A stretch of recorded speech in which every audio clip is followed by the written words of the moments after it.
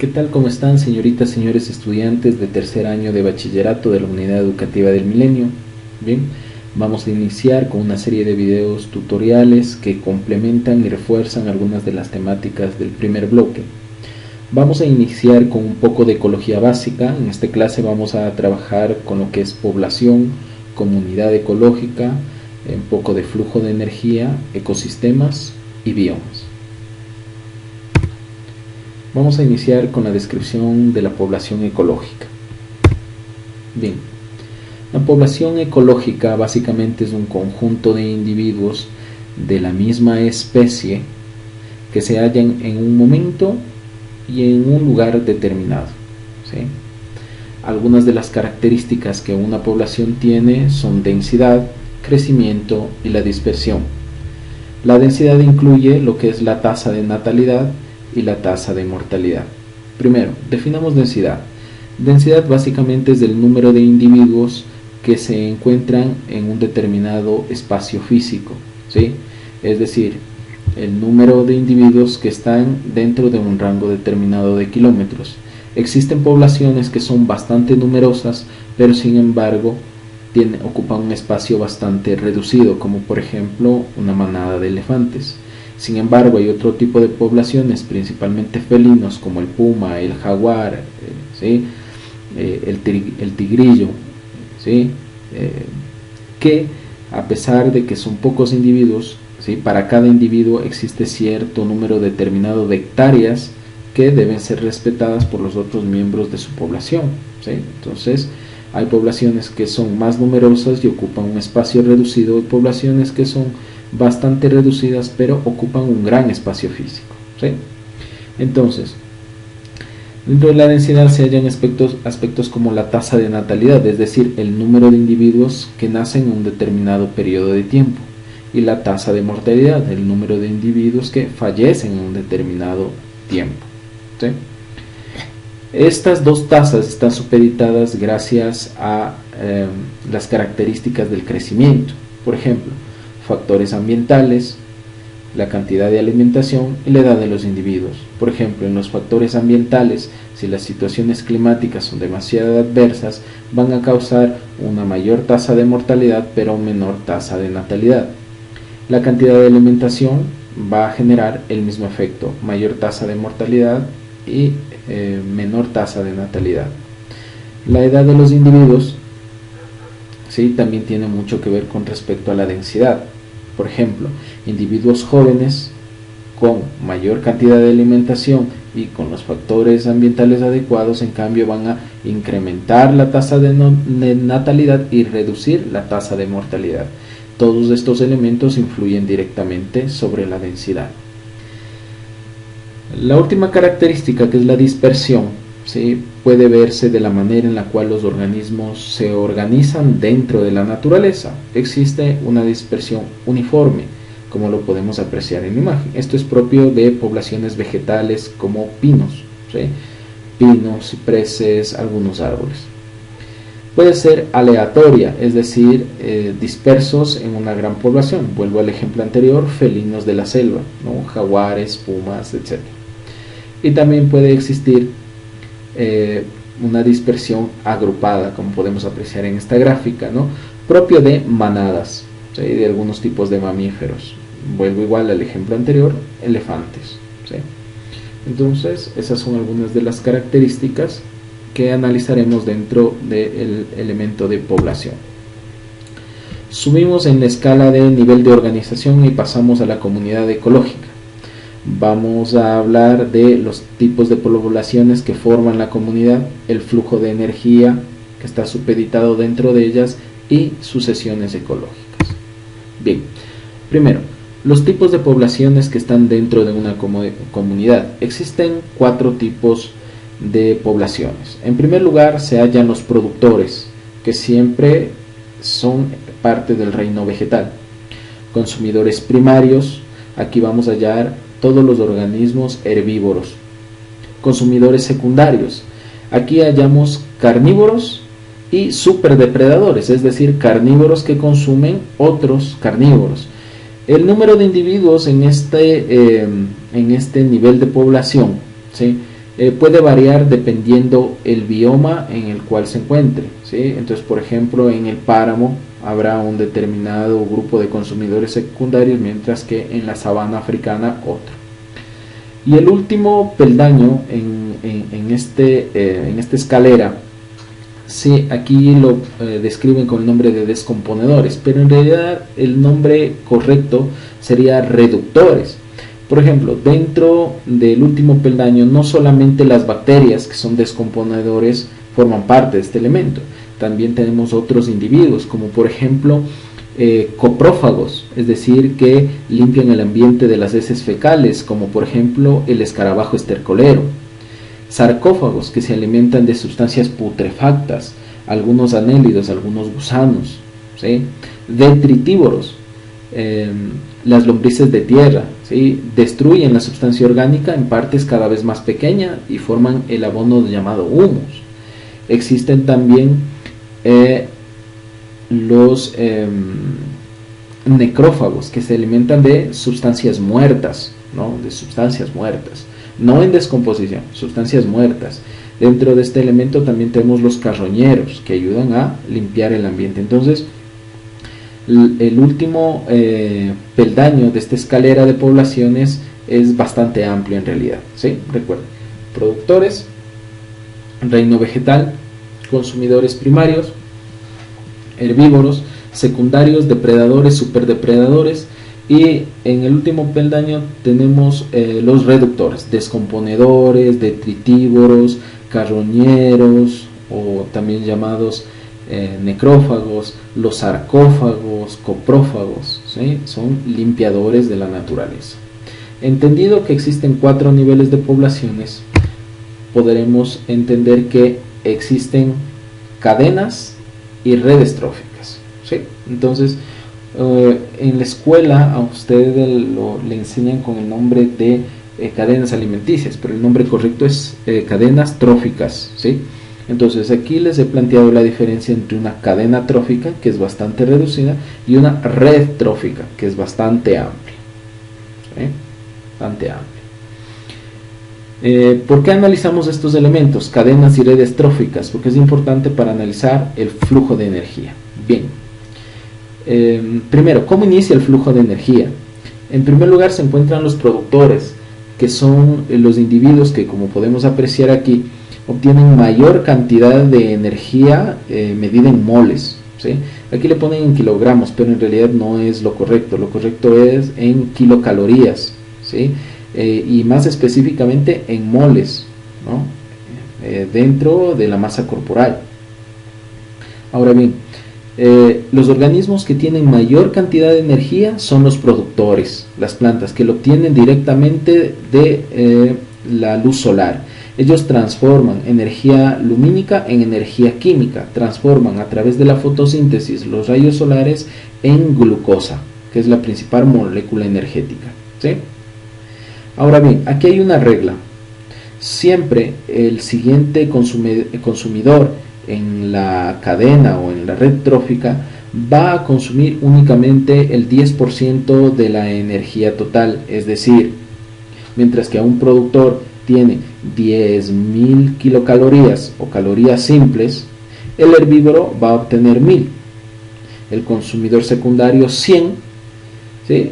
Bueno, aquí le ponen consumidor terciario, ¿no? En este caso depredador, superdepredador el 10, y finalmente el cuarto eslabón, los reductores consumirían 1 caloría, ¿sí?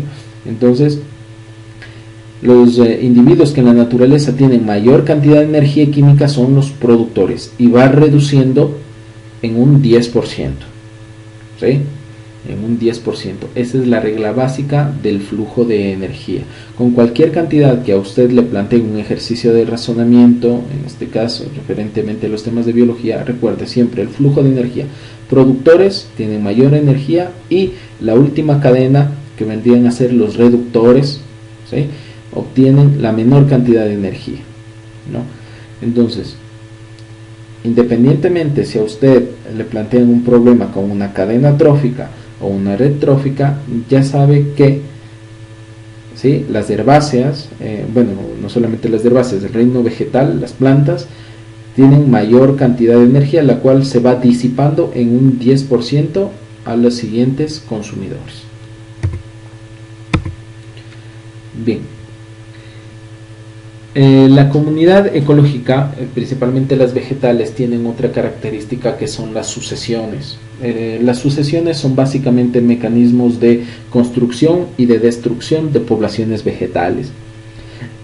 En primer lugar tenemos la sucesión primaria. La sucesión primaria es un proceso natural que se da a través del tiempo, ¿sí?, en cientos de años, en los cuales va transformándose de una zona árida, pétrea, a un nivel, ¿sí?, vegetal, que se lo denomina la parte del clímax, ¿sí?, es decir, el máximo potencial y desarrollo biológico que puede llegar a tener una comunidad vegetal. Entonces va pasando en primer lugar por herbáceas, a nivel arbustos, árboles pequeños y árboles grandes. Entonces la sucesión primaria, ¿sí?, son los pasos o el proceso de formación de una comunidad vegetal a través de cientos de años. Y la naturaleza es muy sabia, también sabe controlar el exceso. Después del clímax, ¿sí?, que es un límite entre la construcción y la destrucción, pasa al siguiente proceso, que es la sucesión secundaria, ¿sí? En la naturaleza, ¿sí?, siempre va a haber un proceso después del clímax de destrucción, sea factores naturales o no lo sé. Es un proceso natural en el cual después de la destrucción total empieza otra vez otro proceso de construcción. Entonces, sucesión primaria, construcción hasta llegar al clímax de una comunidad vegetal, y sucesión secundaria, la reconstrucción después del proceso de destrucción o desaparición de esta comunidad vegetal. Bien, pasamos a los ecosistemas y biomas. Bien, primero, los ecosistemas pueden ser terrestres y acuáticos. Vamos a iniciar con la descripción de los ecosistemas terrestres. Los ecosistemas terrestres pueden ser hipógeos, es decir, bajo tierra, o epígeos, sobre el nivel del suelo. Dentro de los ecosistemas epígeos, ¿sí?, vamos a diferenciar su situación climática, lo que les va a convertir ya no de ecosistemas epígeos, sino van a pasar a ser biomas. Recuerde, un bioma es un ecosistema, pero con una característica climática bastante específica, ¿sí? Los biomas podemos clasificarlos en primer lugar de acuerdo al clima, ¿sí?, en tundra y desierto. El desierto helado, como le llamo yo, y el desierto normal, el desierto cálido, ¿sí? Y finalmente de acuerdo al tipo de vegetación. De acuerdo al tipo de vegetación, ¿sí?, los biomas pueden ser bosque, ¿sí?, es decir, que contiene plantas de más de 5 metros, matorral de unos 53, pradera, sabana, que tienen herbáceas, ¿sí? Y finalmente tenemos el bioma de montaña, con características principalmente de la zona subandina, ¿no? Entonces recuerden, ecosistemas terrestres y acuáticos. Los terrestres se clasifican en hipógeos, bajo el suelo, y epígeos, sobre el suelo. Cuando a los ecosistemas epígeos le damos una característica climática específica, ¿sí?, empezamos a encontrar biomas, ¿sí?, como podemos apreciar aquí en la lámina. Bien, entre los biomas hipógeos tenemos algunos ejemplos, por ejemplo, túneles, madrigueras, cuevas, ¿sí?, sitios oscuros, agujeros, en los cuales, por ejemplo, aquí tenemos un tipo de fauna que podemos apreciar en este caso, ¿no? Biomas hipógeos, cuevas, túneles, ¿no?, madrigueras, bajo el suelo. Bien, dentro de los biomas epígeos, ¿sí?, sobre el nivel del suelo, tenemos el bioma tundra, ¿sí?, como podemos apreciar aquí. El bioma desierto, de un ejemplo. El bioma sabana. El bioma pradera, o también llamado como pampa en Argentina, los pastizales. El bioma matorral. El bioma de montaña a nivel subandino. Bien, en lo que se refiere al bosque, tenemos tres tipos de bosques, ¿sí? de coníferas o taiga, el bosque lluvioso templado y el bosque lluvioso tropical. Bien, bosque de coníferas es propio de la región subandina y está formada principalmente por coníferas. Aquí vemos pinos, pueden saber también eucaliptos. El bosque conífera se refiere a plantas coníferas, es decir, que su tallo tiene forma de cono, absorben enormes cantidades de agua, ¿sí? Bosque lluvioso templado, ¿sí? Y bosque lluvioso tropical a nivel selvático. Bien, con respecto a los ecosistemas acuáticos, se clasifican en tres tipos: ríos, lagos y mares. Lo importante de estos ecosistemas, y que ustedes lo van a evaluar con respecto a esto, ¿sí?, son las distintas zonas que tienen los ecosistemas acuáticos. Los ecosistemas acuáticos, iniciamos con los ríos. Los ríos tienen básicamente dos zonas: orilla y la zona de caudal, donde se encuentra el agua. Con respecto a los lagos, existe, ¿sí?, una zona litoral, ¿sí?, una zona sublitoral. Existe también una zona denominada pelágica, que es donde podemos apreciar el agua. Existe una zona fótica, que es hasta donde llega cierta cantidad de luz. Y la zona profunda, donde ya prácticamente se reduce enormemente la cantidad de luz solar que ingresa, ¿sí? Son partes del ecosistema lagos, ¿sí? Con respecto a la zona bentótica, ¿sí?, es el suelo, en este caso de lagos. ¿Por qué se lo llama bentótica? Recuerde que en los ecosistemas acuáticos hay tres tipos de individuos: benton, plancton y necton. Benton, entendiendo por algunos anélidos o ciertos tipos de individuos que viven bajo el lecho oceánico, ¿sí?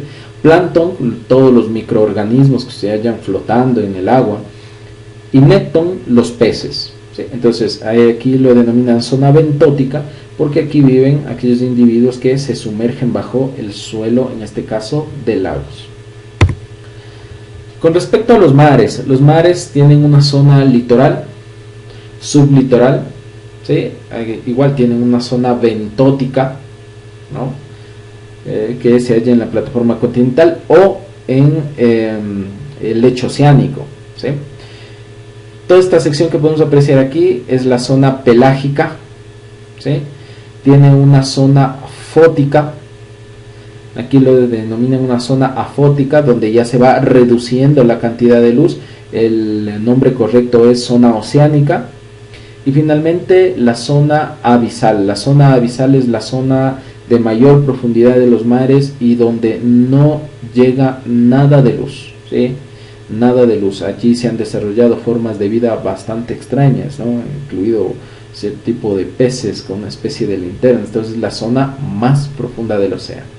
Repito: zona litoral, sublitoral, zona bentótica, zona pelágica, zona fótica, zona oceánica y zona abisal.